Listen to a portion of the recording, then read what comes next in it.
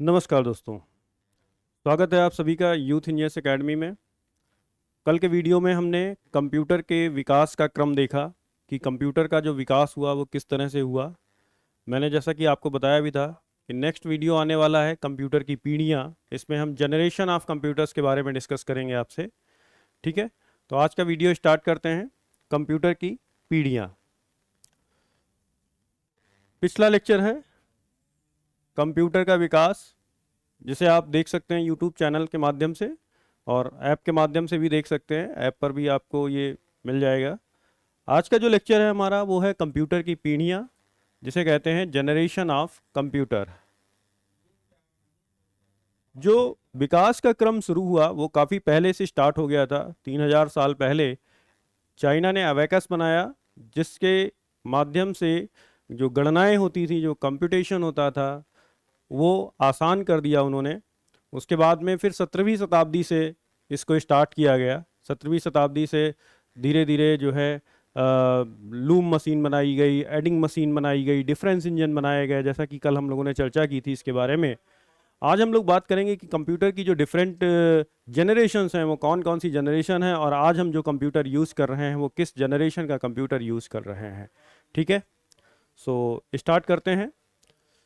सबसे पहली पीढ़ी की बात करते हैं, फर्स्ट पीढ़ी या फर्स्ट जनरेशन के बारे में बात करते हैं। तो कंप्यूटर की जो पहली जनरेशन है वो 1945 से 1955 के बीच का माना जाता है। 1945 से 1955 ये फर्स्ट जनरेशन के कंप्यूटर्स जो हैं वो 19 जो भी कंप्यूटर्स 1945 से 1955 के बीच में बनाए गए उन्हें हम लोग फर्स्ट जनरेशन के कंप्यूटर कहते हैं। इस कंप्यूटर में, इस जनरेशन में जो टेक्नोलॉजी यूज की गई वो थी vacuum tube technology. Vacuum tube technology. Vacuum tube technology की वजह से ये जो कंप्यूटर्स होते थे वो काफ़ी बड़े साइज के होते थे, लार्ज साइज के होते थे। आप ये समझिए लगभग एक कमरे के बराबर का कंप्यूटर।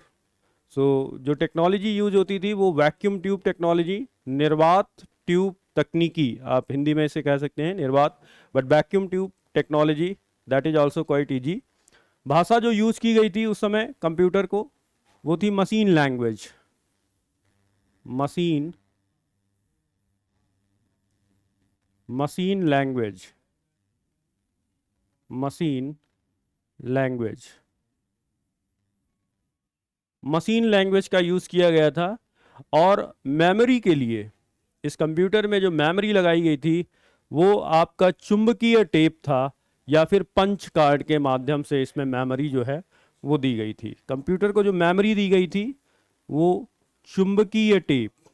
चुंबकीय टेप, टेप तो आप सभी को पता होगा, टेप जैसा होता है। सेलो टेप आप सभी ने यूज़ भी किया होगा। एक टेप जिसके ऊपर किसी चुंबकीय पदार्थ का लेप कर दिया जाता है। आपने देखा होगा जो प्रीवियस, इससे पहले, अभी तो खैर चिप कार्ड वाले एटीएम कार्ड्स आ रहे हैं, लेकिन इससे पहले जो है मैग्नेटिक स्ट्रिप रहती थी बैक साइड में, आपने देखा होगा एक ब्लैक कलर की स्ट्रिप रहती थी, वो आपका चुंबकीय टेप था। ठीक है, तो चुंबकीय टेप का प्रयोग किया जाता था। और पंच कार्ड का प्रयोग किया जाता था फर्स्ट जनरेशन के कंप्यूटर्स में। ठीक है, तो फर्स्ट जनरेशन के जो कंप्यूटर्स हैं वो 1945 से 1955 के बीच में जो भी कंप्यूटर बनाए गए वो आपके फर्स्ट जनरेशन के कंप्यूटर्स कहलाते हैं। इसमें जो टेक्नोलॉजी का यूज़ किया गया वो वैक्यूम ट्यूब टेक्नोलॉजी थी। जो लैंग्वेज यूज़ की गई वो मशीन लैंग्वेज थी, और मेमोरी के तौर पर चुंबकीय टेप और पंच कार्ड का प्रयोग किया गया था। ठीक है, तो ये है फर्स्ट जनरेशन। ठीक है, सेकेंड जनरेशन की बात करते हैं, द्वितीय पीढ़ी। तो द्वितीय पीढ़ी जो है वो उसका अवधि जो है वो 1955 से 1964, 1955 से 1964, 1955 से 1964 ये सेकेंड जनरेशन का टाइम पीरियड है, ड्यूरेशन है। इस ड्यूरेशन में जो भी कंप्यूटर्स बनाए गए उन्हें सेकेंड जनरेशन कंप्यूटर्स कहा जाता है। इसमें जो इस टेक्नोलॉजी का यूज़ किया गया वो था ट्रांजिस्टर।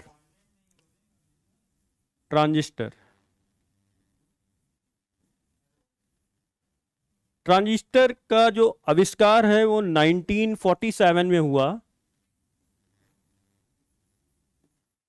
और इसका आविष्कार करने वाले जो वैज्ञानिक थे उनका नाम था विलियम शॉकली। विलियम शॉकली, इन्होंने ट्रांजिस्टर का आविष्कार किया था और इसी ट्रांजिस्टर को यूज किया गया था as a technology in second generation computer. Second generation के कंप्यूटर में ट्रांजिस्टर को यूज किया गया था। जो लैंग्वेज यूज की गई कंप्यूटर्स के लिए वो लैंग्वेज थी असेंबली लैंग्वेज।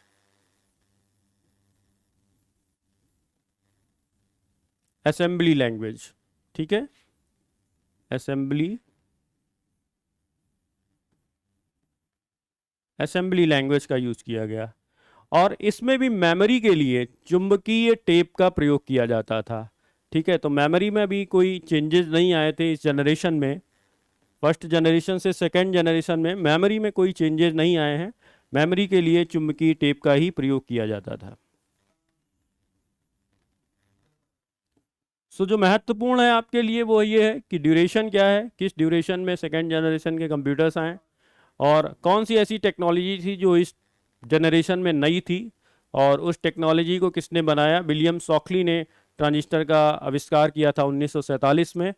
भाषा असेंबली लैंग्वेज थी और मेमोरी के लिए चुंबकीय टेप का प्रयोग किया जाता था। ठीक है, इसके बाद में नेक्स्ट तृतीय पीढ़ी या थर्ड जनरेशन कह सकते हैं। थर्ड जनरेशन 1964 से 1975, 1964 से 1975 इस ड्यूरेशन में जो भी कंप्यूटर्स बनाए गए उन्हें थर्ड जनरेशन कंप्यूटर कहा गया। यहाँ पर जो टेक्नोलॉजी यूज हुई वो टेक्नोलॉजी थी IC. IC means integrated circuit, integrated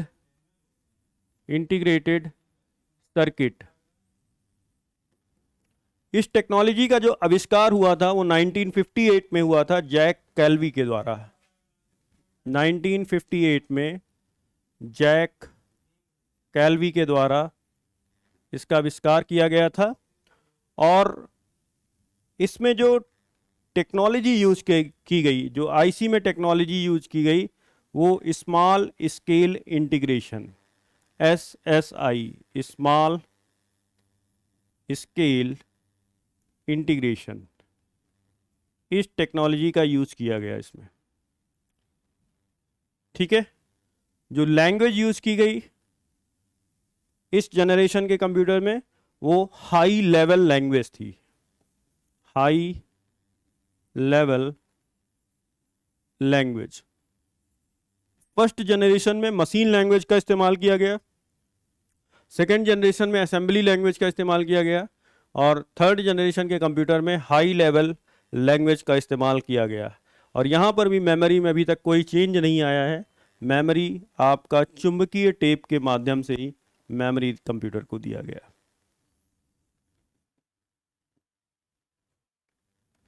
ठीक है, moving on the next generation, fourth generation.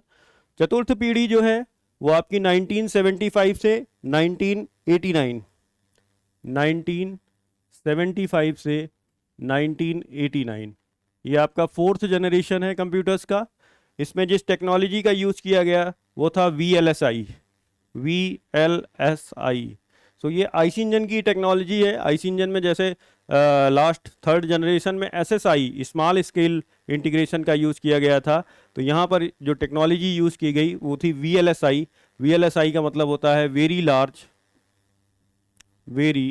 Large scale integration, very large scale integration. तो इस टेक्नोलॉजी का यूज़ किया गया, VLSI टेक्नोलॉजी का यूज़ किया गया और इसमें जो लैंग्वेज यूज़ की गई वो थी हाई लेवल लैंग्वेज।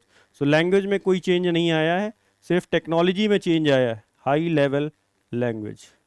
और मेमोरी में भी कोई चेंज अभी तक नहीं आया। आपका चुंबकीय टेप के माध्यम से ही अभी भी मेमोरी प्रोवाइड की जा रही है, चुंबकीय टेप। ठीक है, ये आपका फोर्थ जनरेशन का कंप्यूटर है। नेक्स्ट जनरेशन जो फिफ्थ जनरेशन है वो 1989 से अब तक प्रेजेंट में जो चल रहा है वो भी आपका 5th जनरेशन का कंप्यूटर है। इसमें जो हम लोगों ने टेक्नोलॉजी जो यूज़ की है 5th जनरेशन के उसमें वो है ULSI। ULSI तो आईसी इंजन की टेक्नोलॉजी है, SSI, VLSI and ULSI, that is ultra large scale integration. Ultra large scale integration language का जो यूज किया गया है वो हाई लेवल लैंग्वेज है।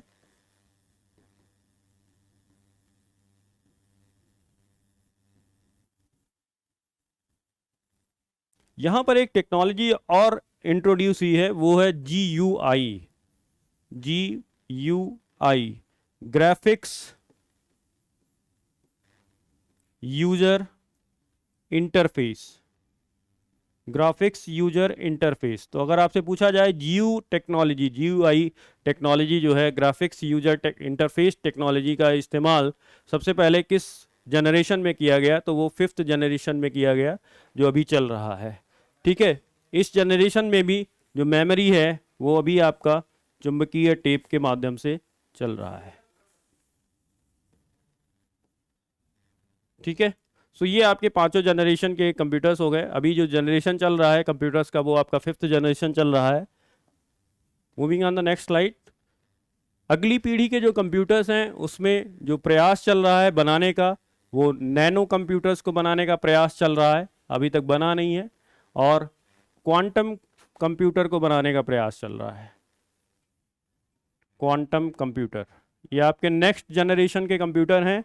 नैनो टेक्नोलॉजी में हम, नैनो का मतलब होता है 10⁻⁹ मीटर, तो 10⁻⁹ मीटर, तो हम नैनो स्तर पर जो ट्यूब्स हैं उन्हें बनाने का प्रयास कर रहे हैं, और इसके माध्यम से जो कंप्यूटर का साइज है वो बहुत छोटा हो जाएगा और उसकी जो कैपेसिटी है वो बहुत ज़्यादा बढ़ जाएगी। आप देखेंगे इनिशियली जो फर्स्ट जनरेशन के कंप्यूटर थे उसमें वैक्यूम ट्यूब टेक्नोलॉजी का प्रयोग किया गया था, जिसकी वजह से उनका साइज काफ़ी ज़्यादा बड़ा था।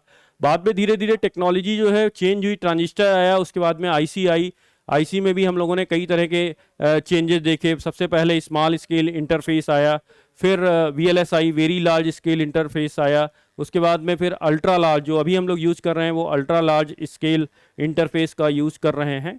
ठीक है, और साथ ही साथ ग्राफिक्स यूजर इंटरफेस भी 5th जनरेशन में इंट्रोड्यूस हो गया था। तो जो नैनो कंप्यूटर्स हैं इनको बनाने का प्रयास चल रहा है, और अगर ये कंप्यूटर्स बन जाते हैं नैनो कंप्यूटर्स, और निश्चित तौर पे बनेंगे, ठीक है, प्रयास चल रहा है, तो निश्चित तौर पे सफलता मिलेगी। और जब ये कंप्यूटर बन जाएंगे तो बहुत ही छोटे आकार के कंप्यूटर्स होंगे और उनकी कैपेसिटी बहुत ज़्यादा होगी।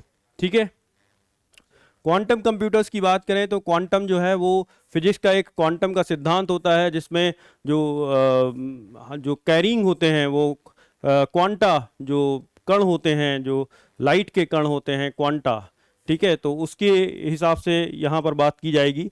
तो क्वांटम जो है वो आपका प्रकाश के, ये जो क्वांटम कंप्यूटर हैं ये प्रकाश के क्वांटम सिद्धांत पर आधारित हैं, जिसमें आंकड़ों का जो संग्रहण है जो और संसाधन है इनका हम क्वांटम कणों के माध्यम से जो है इसका अरेंजमेंट करते हैं, और ये कण युग्म में रहते हैं जिन्हें क्यूबिट्स कहा जाता है। तो यहाँ पर जो मेन है वो है क्यूबिट्स।